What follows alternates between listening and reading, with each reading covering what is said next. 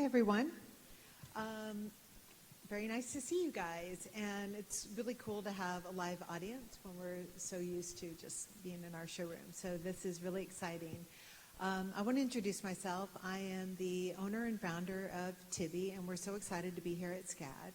And on the stage here with me, I have our team members. So over here to my right, I have Dion, and Dion is our head of styling. And I have Byron, who is our art director. Tracy is our president of design, and Hannah is our design director. And you guys have given me some questions in advance, so we're going to go through them, and I'm going to remind you guys, we're going to keep it to like 3 minutes per answer, and if you see us kicking each other, it's because someone's like yapping on too long, but we'll keep everyone under control here.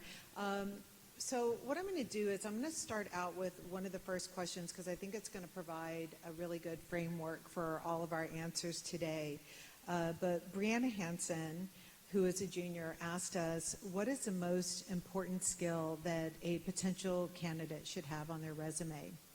And what I'm going to answer is from my point of view as the owner of the company and what I've learned over the last 23 years. But the three things that we look for, the first thing that really gets you in the door is your taste level. That is critical. It's what gets you your first employee ID badge. And the second thing that gets your position at a desk and probably lasts for about 2 years or so is your work ethic. Having a really strong work ethic, showing that you can persevere and just really, really work your butt off is so critical. But that gets you your job for a couple of years. You can taste level, work ethic, you get the desk for 2 years or so. But the thing that keeps everyone going, the thing that really personifies the team that we have up here is curiosity. People who are constantly questioning the status quo, pushing themselves forward. That is the make or breaker. It is not something that everyone has, or if they have it, they have not found a way to hone it. So taste, and then work ethic, and then curiosity is what keeps you in the job. But what I'm going to do is I'm going to pass this off as a question to give in a little more specificity depending on the area of expertise here. So Dion, what is the thing that you want to see on that resume when someone comes in?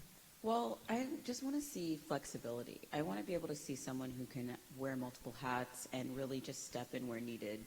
We're a smaller company, and everyone really does pitch in, especially even with the shoot that we have coming up. Everyone kind of is all hands on deck. And seeing if people are flexible and able to adapt, especially even on set, things change last minute so often. It's really important to be able to just go with the flow and really think on your feet. So as an art director, Byron, I'm sure that is it leans there off too. That. Well, obviously, I think, first of all, if you're in a creative role, you clearly got that seat because you're good at the creative stuff. So for me, it's really kind of looking beyond that, right? Like what the next step is. So if you're making this, a lot of the time, amazing creative stuff is don't let it just sit there. Think of what's the next step. Think of, okay, I should take this and now use it for this, or put it there and evolve. Okay, so flexibility, ability to anticipate what's next. And so, Hannah, design director, what are you looking for? So when I interview with a candidate, I'm really focusing on how we communicate each other, because communication is, for me, is very important because we're working always as a team, and then we have people really understand each other, and then has to be very proactive, whatever happened there. So when I talk with this person, I can see this person can be part of us, and then we just being like a family, so we have to be all together understanding each other. So I have to understand this person, and this person have to understand me, but I can feel it while we're talking, oh, we are on the same page. We can go a little further. Then that makes me make decision that, yeah. So for both of your skills, those are kind of learned skills, right? But for the skill set that you're looking for on the design side, someone may not connect with you if they don't share your same vision, right? So that's where it becomes very important how that person thinks and if they're interviewing at the right brand. So as the head of design, what do you look for, Tracy? For me, I look for someone that has a really strong point of view. A lot of the design students who are sending me resumes, first thing that I see, of course, is a resume, but then, they've attached their portfolio. And it's really important because I don't know this person, this is the only thing that I'm looking at, is that you have a really strong point of view. It doesn't matter if it doesn't look like Tibi. I actually find a lot of the portfolios more interesting if it doesn't look like Tibi, because I know, what we stand for. I'm looking for a fresh voice. So for me, it's more consistency in knowing who you are as a designer is really important. Yeah, because, if you think about it, we were like back in the green room and we were chatting and I was adding up how many years we've all worked together, and just us up here, and then Reed, our photographer, who's been with us since 2011, just between the five of us, we have 42 years together, which is really, really crazy. And it's amazing because within that 42 years together, I don't feel like anyone's stagnant, and everyone's pushing each other to do something every day. It really, but the key is that when you've got people who've been working together so long, like, it's great that Tracy has a really, really strong point of view, but if you weren't flexible and if you weren't always able to anticipate the next step and incredibly curious and a great communicator, it would just all really, really crumble. It's what allows people to really become part of a team and then stay part of a team for the long term. And Sophia Suarez had asked me, what would you advise a young fashion designer seeking employment in the fashion industry? So I think that, Sophia, hopefully that covered your question as well. All right, so the next question is, let's see, Deborah Casares, and I'm just going to put it out there, you guys, I'm really bad with pronouncing names, so I apologize in advance if I butcher anyone. But how did your social media strategy change during the pandemic? And I would say that the social media strategy changed in that I don't think we really had a strategy before the pandemic. It's kind of, we just developed as we went. Yeah, like I think we thought we had one, but we didn't. We just did it. We just did it. Yeah. And so I think what the key that happened during the pandemic was that, you hear so many buzzwords about authenticity and how critical that is to your brand and blah, blah, blah, all that, right? And what we found out during the pandemic was that the best authenticity that we could have is just by being authentic. And I realized how many times we had meetings in the past about how can we be authentic, and then you realize you just do it by being you. Just do you. You do you. Yeah. Right. That should be a poster, Byron. You're so good at that. No, but I think that, a lot of young designers, it was really interesting. A lot of the questions were posed around like, for luxury houses. How can a luxury house be authentic and everything? And I think that if you're just starting out, the beauty of being authentic as it really is about being you and really being so clear about who you are. And someone had asked a question, I want to find it, about how do you, should you have an Instagram when you start out? How important is it to having an Instagram? And I know that when we interview, we look at Instagrams to see someone's point of view. But Hannah, you brought up that Instagram is a way of you communicating you to someone else, but also to yourself, right? Yeah, actually, I had my own Instagram before I started Hannah TV. But when Amy just suddenly saw what I wear, like, oh my God, you look good. Like, why don't you try? So like, oh, do I look good? And that's, I didn't know, so okay, I will try. Yeah. So that's starting how I started, but what I realized that I never expected, but now like people reaching out to me, DM me, asking me some question I have never had, but now I see what they are struggling and then what they really wanted to have or what they need advice, which I really didn't imagine. So it's really helping me think a little bit more out of box that I always like thinking my art, like thinking something like I want to do this, but now I'm more like, oh, what do they need actually? What can I share with? So some people are saying, oh, I love your look. Like, oh my God, great, I look good. But at the same time, oh, why do they feel like that? Yeah. So like, it makes me think how I'm thinking about design and changing into more communication. That's why I keep saying communication. But I think for me, it's really important, like having someone even right next to the door, like giving me, like talking with me. Yeah. They share with me, and I can share with them too. Yeah. So I feel much comfortable now. Yeah. Yeah. So, so I think to sum that up, it really is important to have an Instagram to show someone who you are, but it is also a great channel to use to discover more about who you are as well and refine that. Kendall Ponchak, again, like, I'm sorry if I'm butchering this. You're a senior and you wrote that social media is for the masses, and how does this translate to luxury brands on digital platforms?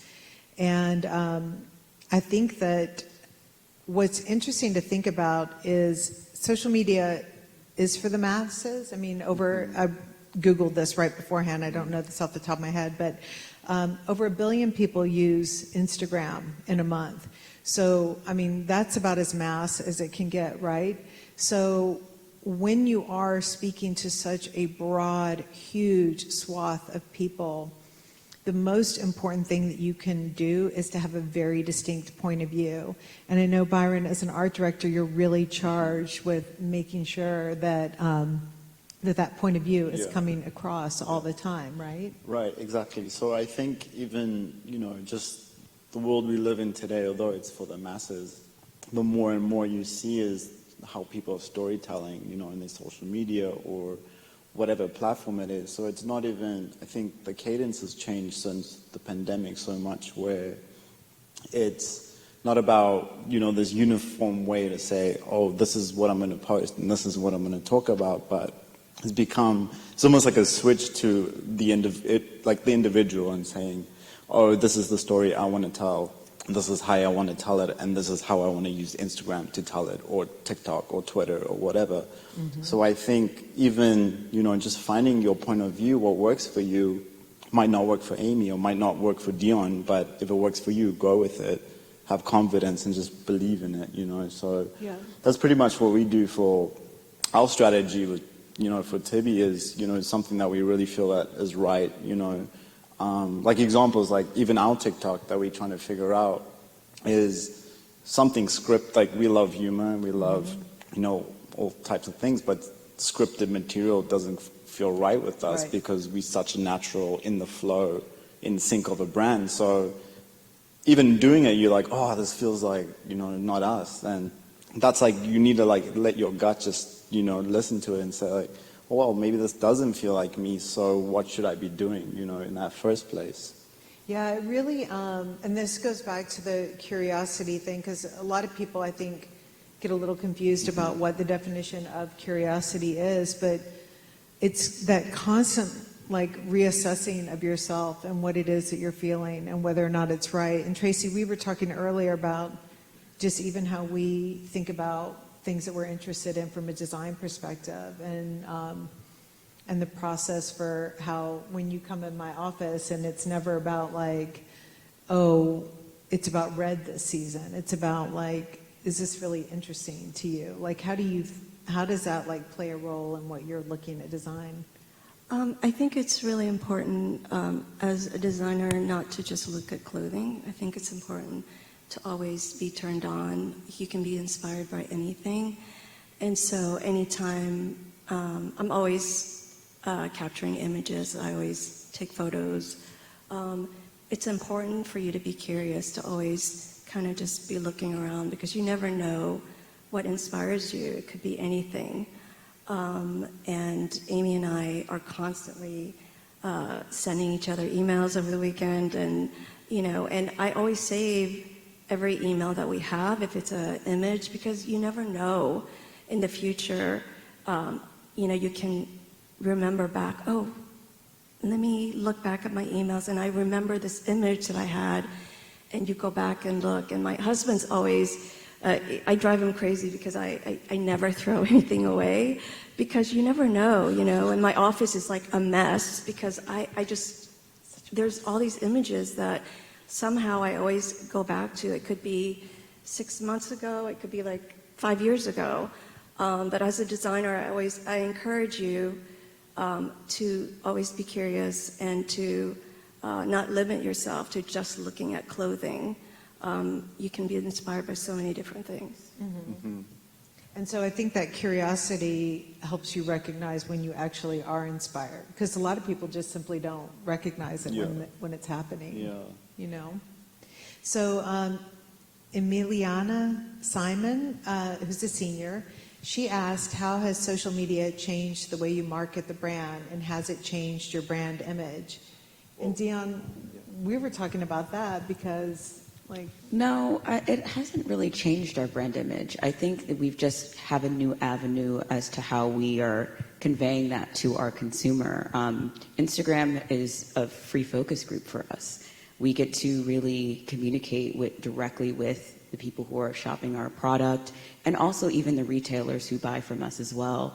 And it's also nice too, because using social media has helped us really put into words what we've been feeling about the brand itself, and even just individual collections. But we now have something called the Tibictionary, which is all the terminology we use to kind of keep us accountable to our brand DNA, which is so important. What I really like is that it doesn't even matter what department you're in. You could be in customer care, or in working at the boutique, or in styling. You see something like Rule of 3. That's something that you can all follow, and it keeps everything so consistent. So if we didn't have social media and really thinking about how we are going to convey those things to customers, we actually, those ideas and putting them into words wouldn't have even happened without this marketing strategy too. Yeah, and there were a lot of questions that were around the formality of strategies and things like that. And Byron, this especially, I'm such a big fan of Malcolm Gladwell's book, Outliers. And one of the premise of that book is that when you see that, for instance, that Steve Jobs and Gates and all these guys were all born within 3 years of each other, and how did that just coincidentally happen that they all started the largest technology platforms in the world? And the thing is what he realizes, it's not a coincidence. They were all at this really very specific moment in time where they all uniquely were in a position to capitalize on what was happening around them.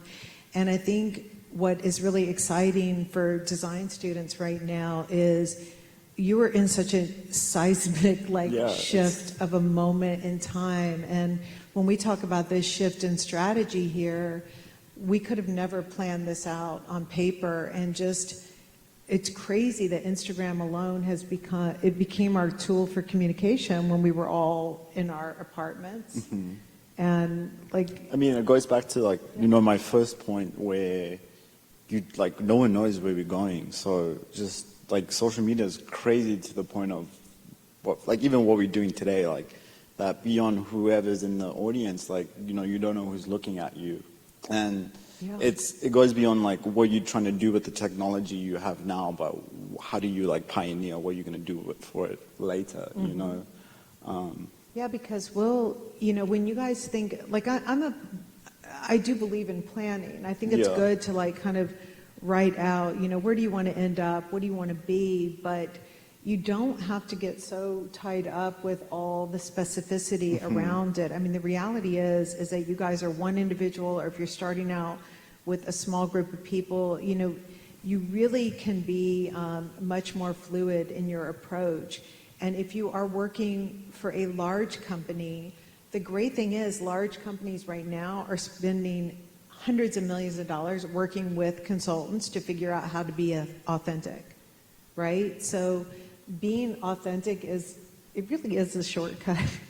Well, I also feel like study that. strategy is not like what it used to be, like sit in a room and like we're going to brainstorm and we're going to figure out what the right like perspective is and what the plan is. You know, I think just with the world today, things are like ever changing. You know, there might be a morning I come to Amy's office, they're like, oh, Amy, I have this crazy idea, like let's do this. But then the next day I can come in and be like, oh, that doesn't feel right because, you know, XYZ happened, or, you know, it just, things are evergreen. So I think just your strategy just, you know, would able to grow and grow and grow, and it refines itself as well. The more, you know, whether you're putting your brand out there or the more you just, you know, divesting your time into, these are my resources, this is what I have, and let me just tell my story. Yeah, so I think that what's really key when we're talking about these attributes that we're looking for with people that we would hire and everything is that you really want to reward great ideas, and you really want to reward people taking initiative and putting themselves out there. But you also do have to really understand the brand that you're working for, right? Because, like, you know, especially in design, like, I mean, like someone could have a great idea for like a 100-yard dress, but something that utilizes 100 yards just isn't going to be practical, or it's not going to be on brand for a company like us. Like if you're trying to discover if you're going to interview with someone and you're really trying to discover the brand you're going to be applying for, how would you go about like really learning who that brand is? Like what kind of things would you recommend for someone to do? I think you need to, when you're interviewing, you need to do as much research as possible about the brand. You know, it drives me crazy when I'm interviewing someone and they don't know about the brand. You know, that's, to me, is why would you do that? You know, you always have to be prepared when you're interviewing. It's really important that you do the research. And now with social media, you know, you can do the research. It's really easy for you to find information. So that's my advice, is that, you know, it's really important. Also, do you want to work for this brand? You know, the more that you know about the brand, you may think that you want to work for it, but as you do the research, you may find that it's not a good fit for you. So, yeah, I think that's... Yeah. And so I think that, when you're looking, you want to find out as much about the brand as possible. And then for us, it's so incumbent upon us as our team to be as clear about who we are as possible, right? So, like, Byron, what's the checklist that you kind of run through when you come to me and we're talking about, like, new ideas and everything? What's the branding checklist that you run through? I mean, there's so much. I think, you know, well, let me just say, I think when in your position you at a brand, you get used to like a finite idea of like, oh, this is definitely, we would not do this. But this is like, cool, we would do this. But then that also changes because I feel like, 4 or 5 years that I'm Tibi, the things like, I feel like now I'm like the most advantageous of like, oh, let's, you know, in the world, it's just like as things are adapting, let's like try new things and technology and all this, like NFTs and all that. But I think the checklist is just, I would say primarily only one thing is understand your brand, right? Okay, well, 2 things. Understand the brand, and when you have, whether it's a good idea or a bad idea, both could be good in both sense of the way. But I think step back and say like, okay, what am I trying to do? What's the story I'm trying to tell? Like, does it, you know, convey the product and the message to, you know, your consumer or your audience that wants to view it, and say like, if it doesn't make sense, it's, you know, you probably shouldn't do it. Probably not going to work. So that intellectual part is really important because, you know, also you're a fine artist as well, and you do your own thing that wouldn't necessarily be Tibi. And like Dion, you're a good example because you do styling on the side as well. But, you know, when you're thinking about Tibi and you're wanting to really try new things, like you don't box yourself in, but there's a checklist. Yeah, absolutely. It always goes back to what Byron is saying about the why, and I think keeping it in the same realm and going back to what our core brand DNA is always so important, but then seeing how we can push forward without going off the rails is so important. Yeah, I would say don't get lost. I feel like, well, being an artist as well, it's like you can, any creative background, get lost in like the idea or the notion of like, oh wow, this would be amazing. And I think just say like, hey, like, would people actually understand this crazy conceptual idea? Probably not, unless you're like super, out there. So I think just like think about the idea and think about how would someone else in a different set of shoes actually view this or take in the story. And I think whether you're making a painting or making a collection, I think that's always like a question to ask yourself of if you're making this grandiose collection of how would it be perceived or viewed, Yeah, so going back then to those core attributes that you have to have as an employee to really excel at some of these companies. It's amazing sometimes when we've had an employee leave Tibi and when they've said, well, I'm going to move on because I really want to push myself and try different things. And I'm always left kind of thinking, well, it's interesting that they didn't feel like they could do that here, because I think that one of the key is that if you don't feel like you could do it here at Tibi, you wonder like, if it's going to really happen somewhere else, or if they're really kind of just saying, I have this specific idea and I want to go someplace that will just let me do my specific idea. Because like Hannah, I don't think you ever feel hindered creatively, because you know that if you have an idea, you're going to just keep worming it into us, like you just keep like giving droplets and communicating it, because you feel passionately about it, but you run through it and you know that it fits with what we're doing, at a top level. Right. For me, as creating some design ideas, it sometimes work, but sometimes not working, because depending on where we are going, where we're gonna do for the season, because I cannot just do whatever I want to do. Right. That has to be connected with company direction, which is important to go or team together going same direction. So sometimes I just drop off what I was thinking. Yeah. And then sometimes, when we said you have to speak up about creativity, that what you want to do, but sometimes it's need to be understand like the team where we go as well. But what I really kind of benefit this timing, being in COVID situation, that's became very smaller team, and we actually have a more chance to understand each other and then listen to each other. Yeah. So if you're more free to talk about what would be the best to go together, yeah, instead of like, oh, should I say or not, right? Either this is work or not, right? Just like, okay, let's just show and then see, is that work?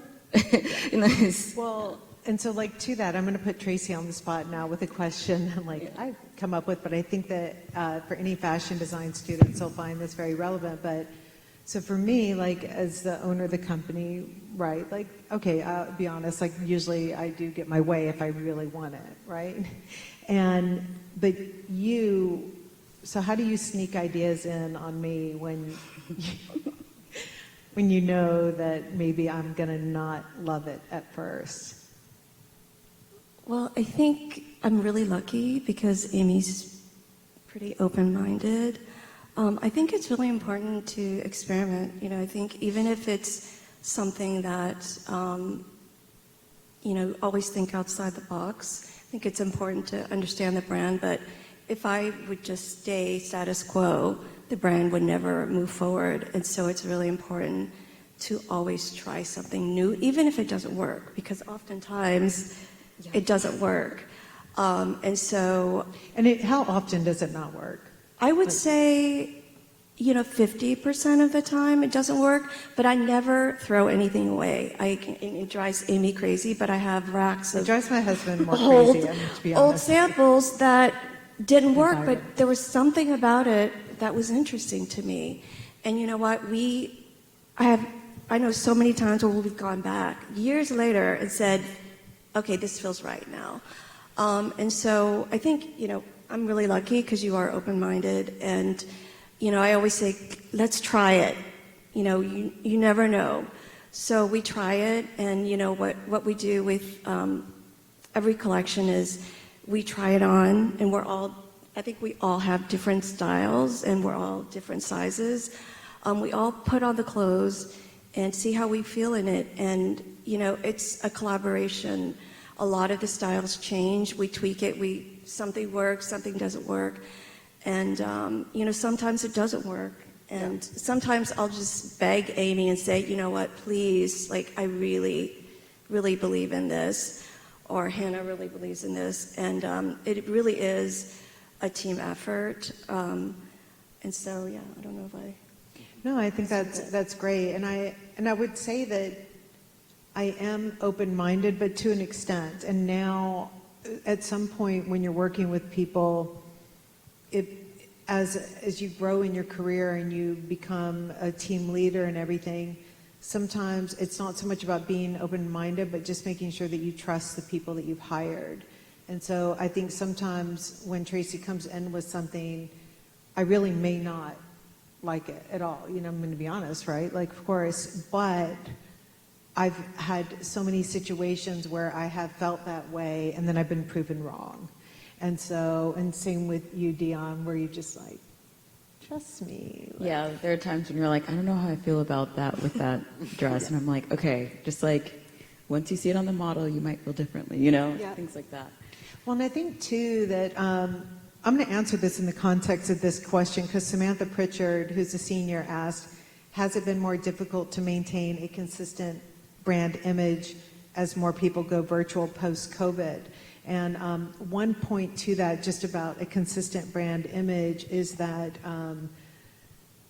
all these stupid sayings really do become sayings for a reason. And one of the things is no man is an island. And I think that when you really get a really good core group of people around you, it becomes one thing to say that if we all fundamentally understand that the core ethos of Tibi is it's effortless, modern, and a classic, right? So if I feel 100% confident that the people around me understand that core thing, then Dion, if you do like something that maybe I don't love, knowing that you know what our spirit is about, I know now that if you love it, someone else is going to definitely love it. Someone who has our spirit is going to love it, and that's enough for me, because it can't just be all me. Subjective, Yeah, absolutely. And going back to what you were saying about, we all believe in the same sensibility, but we do all have very different style, I wear a pump, and someone wears sneakers. We all have our different. Yeah, we all really different. We all have very shoes, different by the shoe way. options. That's where we all kind of Diverge. for sure. So it's just sharing that sensibility is so important in keeping everything together and consistent and not off the rails too. For you too. 100%. Yeah. I think just to that is I think we were having a conversation the other day. It's even if you don't get the idea, I think first the trust in that person to be okay, I might not get it, but if you screw up, then, it's on you. And so be it. But I think just that kind of that incentive to let someone okay, take your idea, run with it. Hopefully it's great, And I think for that reverse person, and even you guys, whether you need to pitch an idea to a boss or whoever your partner, in your business is, I think, just have confidence. Just I believe in it because I think it's good, and just sell your idea. And I think if that person listening to you gets that and understands it, they're okay, you clearly have some form of confidence that you think this will be amazing. thing And to sell do. your idea, though, with responsibility. And I think that's, we were so blown away when, before you guys got down here yesterday, Byron and I had this full tour of SCAD, and seeing like all the different departments and what the students here have access to was just incredible. And it's so incredible because you really have to be able to provide so much depth to who you're working for. And of course you're not going to have that in year 1 or year 2, but it's having the confidence to sell your idea, but also to know whether or not your idea is executable and whether or not it fits within the brand context. And I know, Byron, a good example is pre-Byron, we had another art director, and it was, we've had, there were plenty of other art directors, but it was a really good Instagram page. Mm-hmm. It was, when they were hired, I was like, all right, let's do what you did here. And they're like, great, who are we going to have do it? Right. And I was like, oh, you're supposed to actually execute on it too. I didn't know that you were a photographer. It's more than creating Pinterest boards. It's like, can you really execute on it? And you, like for sure in design, people can have beautiful visuals that they show you. They can be sketched beautifully, but it's so much more than that. They've got to get your hands dirty. Yeah. I totally agree with Byron that you really have to sell yourself. It has to be very confident of what you like about. Because I'm always telling, not student, but like intern or even younger designer coming through, and then always asking, are you excited about this? Are you happy about that? But they're not sure, but then don't show me. Because you have to be confident, you have to be happy with what you're doing, so you can feel it, like you can give the energy, but at the same time, learn skill, learn technique. You got to know how to execute it. Mm-hmm. Exactly, yeah. Yeah, just to add to what Hannah's saying, I think sometimes when you have your own ideas, you're so passionate about it. And what's really important is when you get out into the real world, you have to work as a team, and you have to sometimes let go of that idea or let that idea transform into something else, because you have to be open-minded. I think a lot of young designers are just like, no, I'm not going to change this. Even if you can't move your arms and, I love it the way it is. That's not reality. I think it's important for you to be open-minded, to listen to other people's ideas. I think Amy and I have, we have slightly different styles. She'll send me images, and I'll look at it sometimes, and I'll say, okay, what is it about this that Amy likes? And I'll think about it, and I won't respond. When I don't respond to your emails, okay, let me think about it. And I really do think about it and said, because it's not an image that I would have chosen. But then great ideas can come from that. So listen to others, because others, I think collaboration is really important. And just be open-minded. I think that's super important. yeah. Just to close the loop on that, I think just like Tracy said, have that trust in your teammates too. Like, if you have this idea, like, I doubt you can pull off everything, of the idea just yourself. So, if you're running on something, say, hey, like, this falls in your role. So, like, let go of a little bit of that idea and let that person also execute, and trust that they will understand that main idea, and back to marketing and stuff. So talk to your friends too, because if you're creative, most likely, you have creative friends, and they're probably in a similar position or different or whatever, but most likely they're consuming the same thing you are, looking at the same thing. So listen to like how they figuring it out, and then will help you kind of understand, like, oh, okay, my friend is doing this and like is getting involved with like these partnerships and these brands. Maybe like it will kind of inform like a perspective of where to position yourself, and you will obviously do what's right for you, but just like, communicate more, and everything we have like helps us do that so much more effectively. Yeah, I agree about building community, because I do think, especially when you are starting out your career, most people are very competitive, but it is really important to engage with your peers. I'm constantly on Instagram talking to other stylists, whereas, before we had this medium to even do that, we were all just in our own little worlds. Mm-hmm. And so it's really nice to be able to communicate and feel like we can all share the same space. And it's really helpful in kind of just figuring out your perspective, and also just, thinking about the industry as a whole, and even just thinking about how to approach things from a different way. Sometimes when I am on set, like doing like a project with friends, it really opens up something that I'm like, okay, I can apply this to Tibi. We've never tried this way of doing something, and it really helps. Yeah, I think that so many of the questions were really COVID related.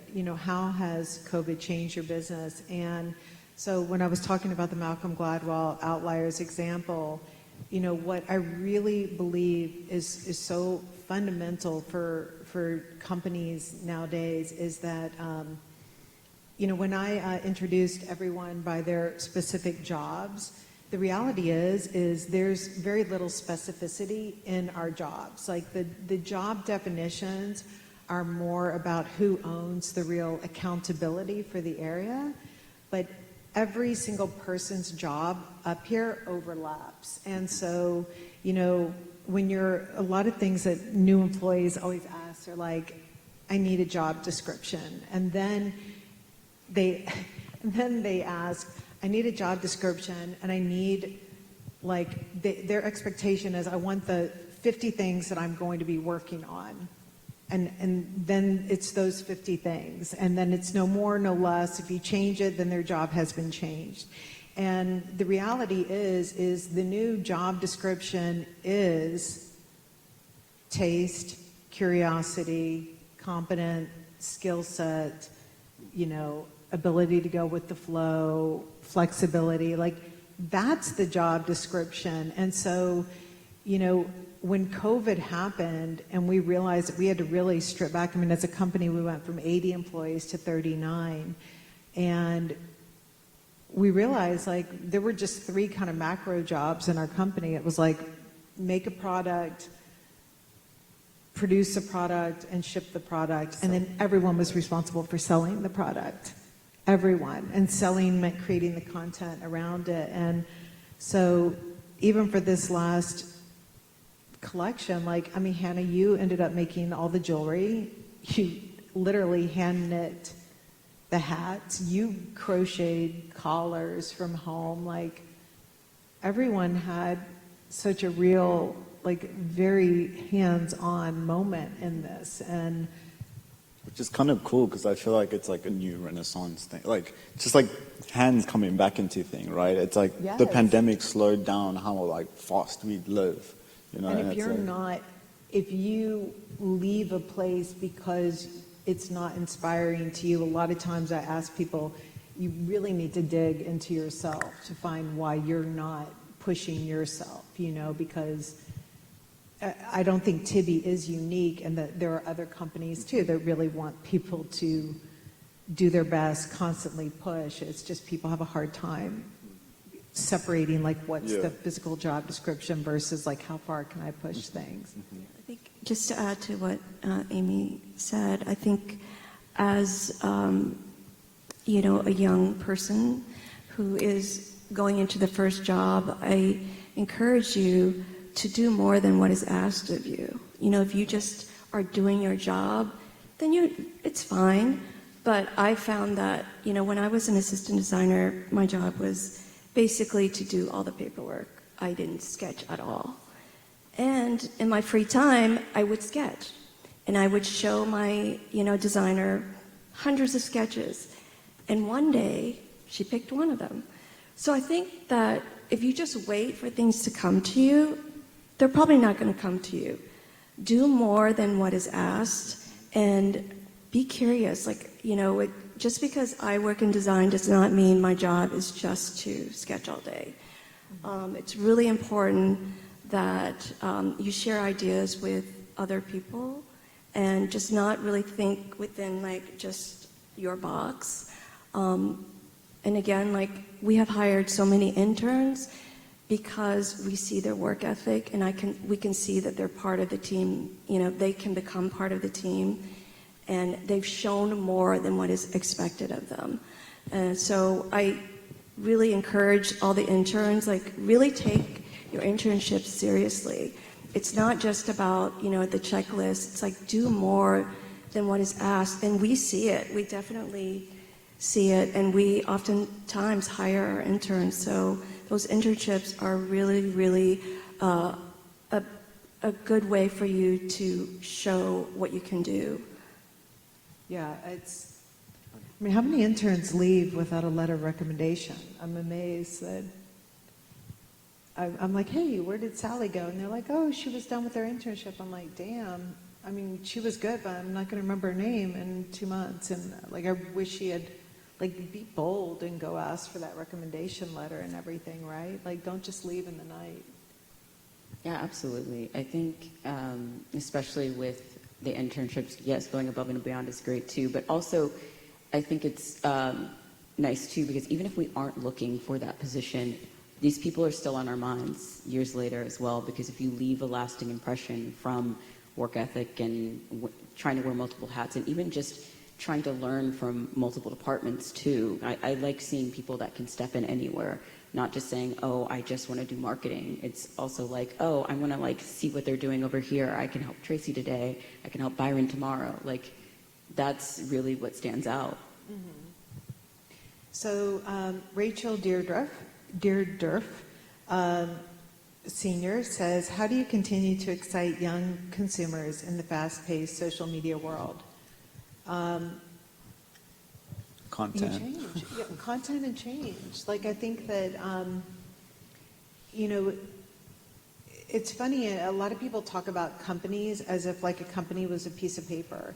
And companies are not pieces of paper. Companies are made up of individuals. And it's very normal and human to want to change all the time, right? Like, change but stay centered. And so, like, you would never be consistent. Like, if you would be so unhappy if I was like, Byron, keep doing the same thing, like press, 100%. play, repeat. Adapt and change, like you said.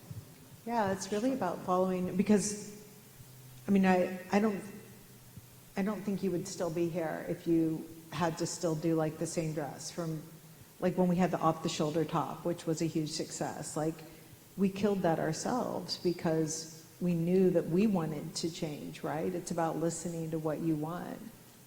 And that's a hard thing to do, right? To throw away like a bestseller or something like that because you want to change. Again, it goes back to, just always being curious. It's for us in design, it's hard every season to come up with new ideas. And it's really, really important to keep pushing yourself. And, a lot of times, again, like, I don't know how many times I've gone into a hardware store where I've been inspired by different materials. So it's really, really important to just not stay the same, because you really do have to really push yourself. And sometimes it's hard. Sometimes it's like, it doesn't. For 2 weeks, I'll be sitting there and just with a block, I can't push through it.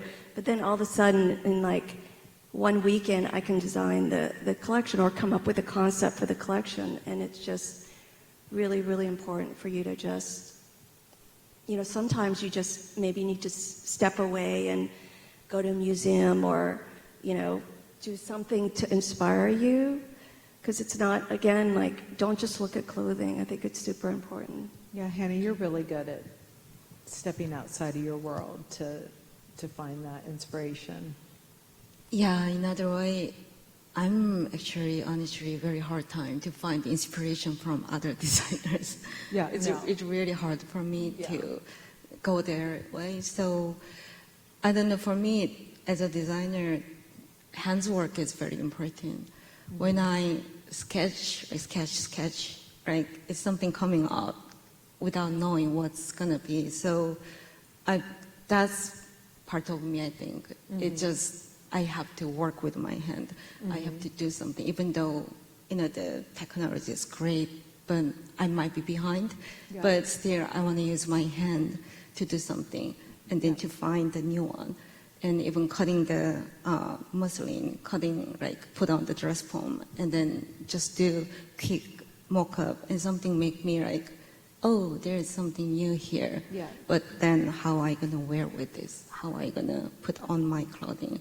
I don't want to force myself to wear, but interesting. It's a new one that I never thought about. I can do it. So Yeah, pushing through that, because, I mean, Byron, I know with COVID, there were so many times when you came into the office, and there were times when you came in like, I have 20 great ideas, and then you would come in like 2 weeks later, and you're like, I got to get out of here. I'm losing my mind. It's so important. Well, it's also like you get in a cycle where, if things are crazy and busy, like, the students asking us questions, it's fast paced, right? Life we live in. And you're like, oh, I got to do this, I got to do that. But also just saying like, hey, man, let me get to a gallery, let me get to a museum, let me go see my friend's show, or let me go to whether it's a furniture launch or something, and just like talk to people, like go see things, or whatever it is, go sit in a park, just kind of like meditate. And, I think the key is just like take the time.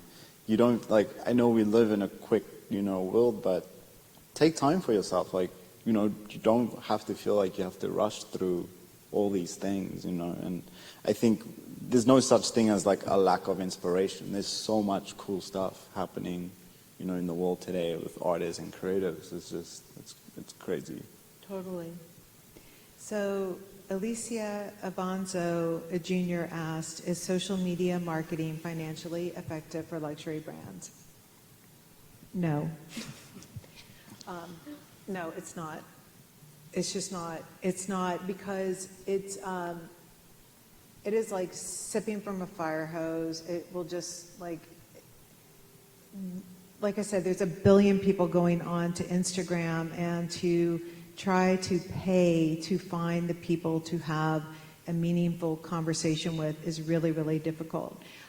It doesn't mean that we don't do paid advertising in social media, but when we do, it is for something when we can be very highly specific. So if we're doing like a sale, and it really is only when we're doing a sale, then we will target like customers who really only love super sales, and then maybe we'll do something for them. But even now, not anymore. Right. Well, even just like, I feel like word of mouth.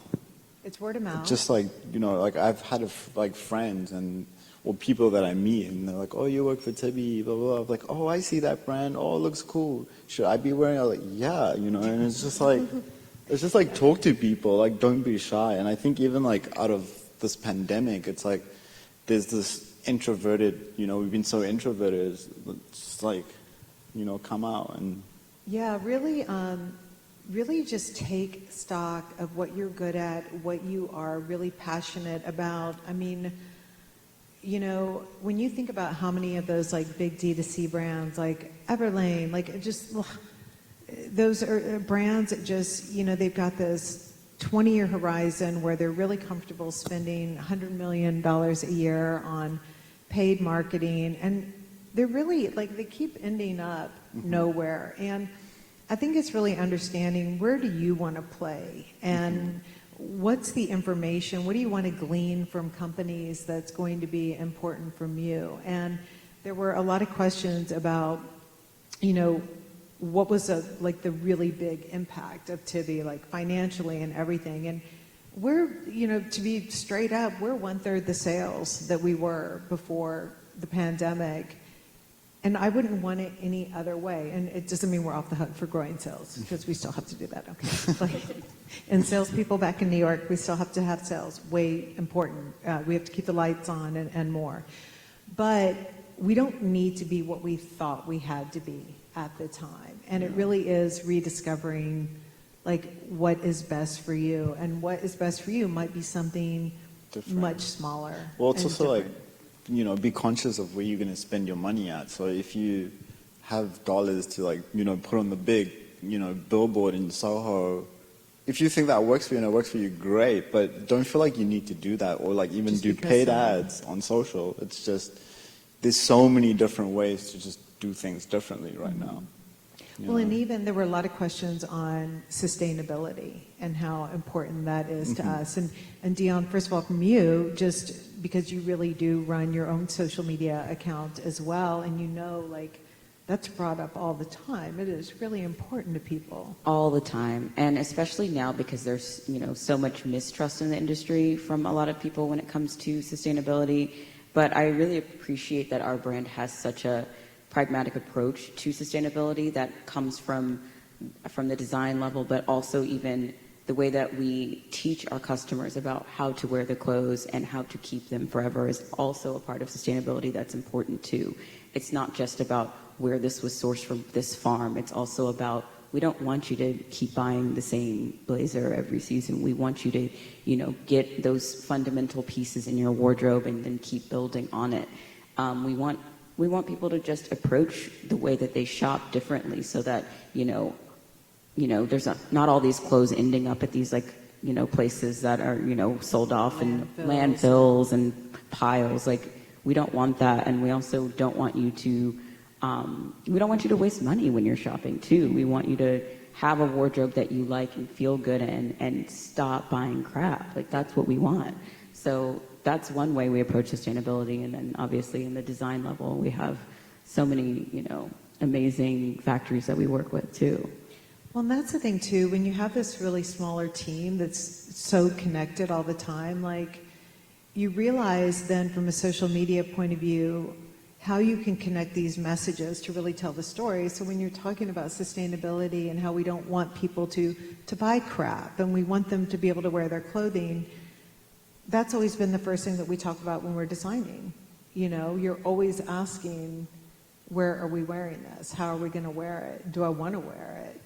Yeah, I think that when COVID hit, we really stepped back and, looked at the size of the collection and asked ourselves, like, do we need this much? Yeah. Because the reality is, when we looked at what was actually selling and what we were wearing, it was like, 30% of what the collection was. So we really stepped back and kind of streamlined the collection. It's a much smaller collection, but there's a reason for each piece. It's really important to believe in each piece, and each piece has to serve many different purposes, just because I think we are all busy women, and there's no point in having anything extra. Dudes too. Pardon? Oh, sorry. And then everyone. Sorry. But we definitely approached it in that way. And to me, of course, there's so much innovation in fabrics right now that a lot of these mills are, I think even today versus 3 years ago, there's so many new modern fabrics that are sustainable. And we've also streamlined the amount of mills that we've worked with. Which has been really helpful, because the more you build relationships with these mills, you're working with them to create these fabrics, and it's a great relationship. So there's many different ways. Yeah, those relationships are really, really key. So guys, we are having to wrap this up.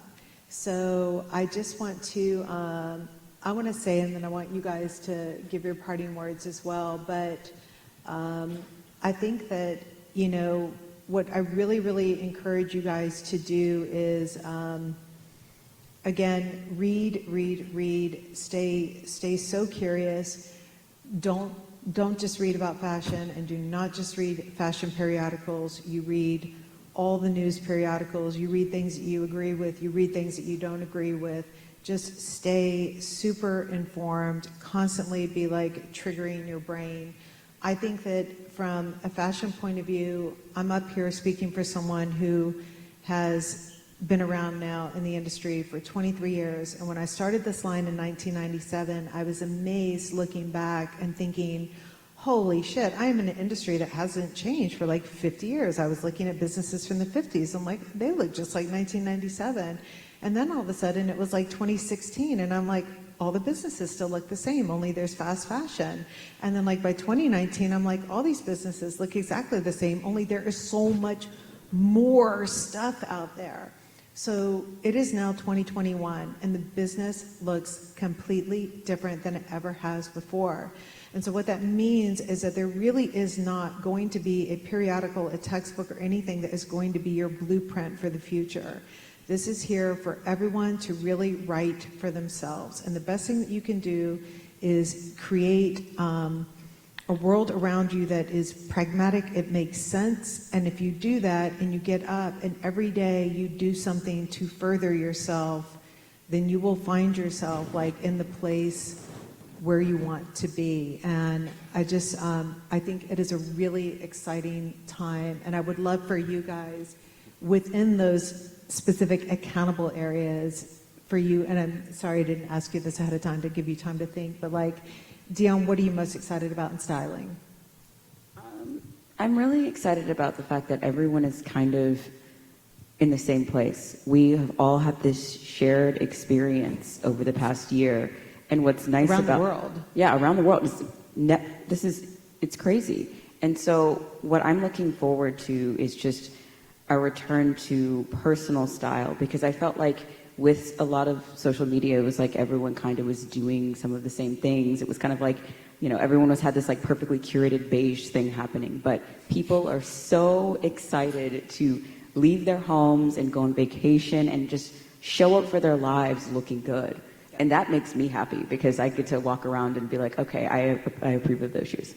You know, so it makes me very excited to see everyone showing up for their lives, because it's going to happen soon. So you get to really style now. Yeah. What's happening for you? What's the most exciting thing? I think just the hunger for like fresh, you know, creative. I think especially like right now, there's so much amazing stuff happening. So I think there was this poise of like everyone's riding this wave of like the right, you know, this is the way we should take the picture or make the film. Look at the top artists. Right. Or like, oh, you got to work with these type of people, which is cool, you know. But I think just there's so much. Try something new, do something different, have your point of view, be hungry, and just like get it, you know, like don't let anything stop you, just like do it. Like I'm from South Africa and I found my way here, so. Exactly. Hannah? I really believe in, right, the crisis brings you chance, which I really had chance to find myself a little bit better than before. So I still believe I have more stuff that I don't know about myself. Yeah, so I'm so excited. Like I'm keep trying, I keep pushing myself to find what can I do in this world. So look out for Hannah's jewelry in our next collection. It's amazing. Tracy? I'm sorry, what was the question? What are you the most excited about right now in the world of design if you're talking to the students out there? I think that there are no rules right now. You know, I think that, you know, it's hard when I'm fitting with the technical designers and they say, okay, it has to be this way. And I always tell them, no, this is fashion. It doesn't have to be that way. We can do what we want to do. And I truly believe that. I think that, you know, again, like believe in yourself and know who you are. But right now it's a super exciting time. Like you can try anything and do anything. And that to me is really exciting. Yeah, because again, there were so many questions around social media, and the great thing is that you can try something, but you've got to be able to explain yourself. And you have to be able to explain yourself so that people know who you are. And I'm going to leave it on that. Yeah. So thank you guys.